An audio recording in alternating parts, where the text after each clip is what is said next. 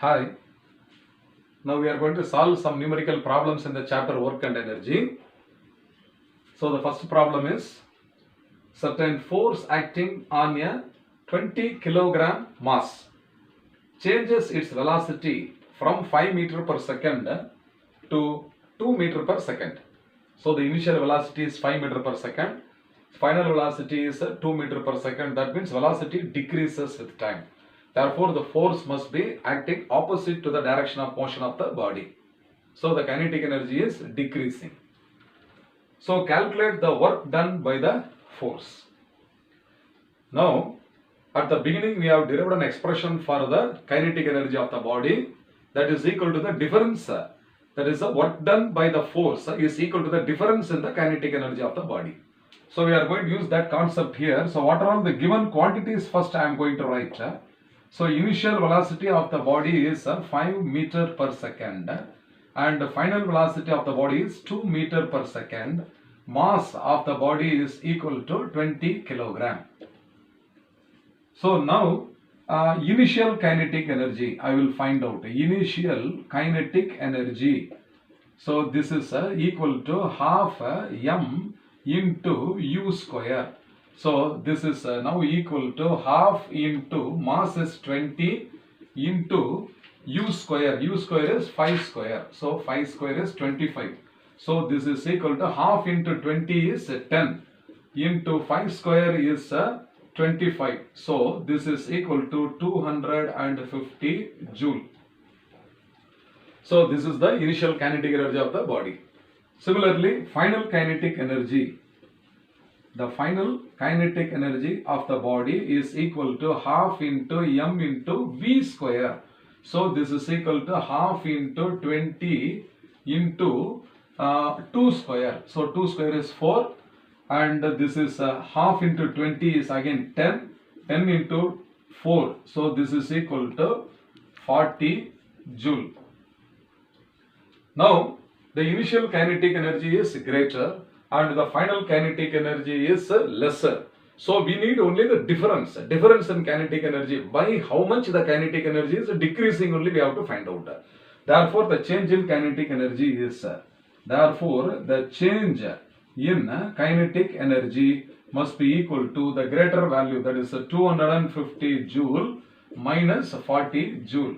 So that is equal to 210 joule and this must be equal to the work done by the forces. So this must be equal to the work done by force. So 210 joule is the answer. Have you understood? Okay, now look at the second problem. A ball of mass 200 gram. It is given in gram. Gram is not the SI unit of mass. And it falls from a height of 5 meters above the ground. It is at 5 meters. So what is its kinetic energy when it just reaches the ground? So for this we will draw a rough diagram. So this is the ball and this is the ground surface. So this is the ground surface.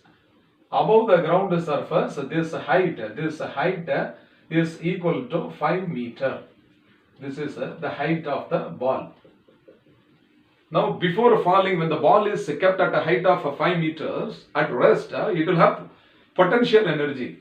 So the initial potential energy of the ball is PE initial, I for initial. So when I drop the ball, the height continuously decreases and when it touches the ground, when it strikes the ground, its potential energy will become 0 and the total energy will be equal to the kinetic energy. So the kinetic energy at the final point is KEF. Okay. So what is the kinetic energy when it just touches the ground means KE final. That is at the final point.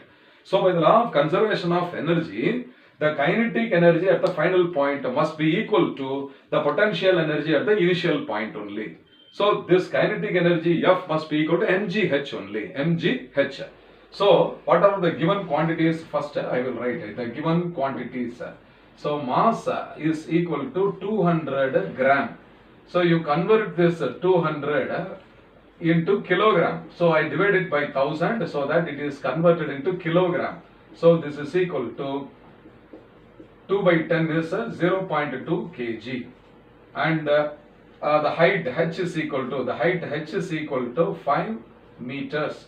G is to be taken as 9.8 meters per second square. Now potential energy at the initial point is equal to mgh.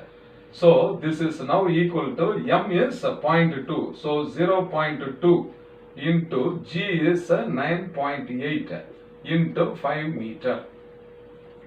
So there's a 5 into 0.2, 5 into 0.2. So this is equal to 9.8 into 5 into 0.2 is 1. So this is equal to 9.8 joule, and this is equal to the kinetic energy at the final point. Have you understood?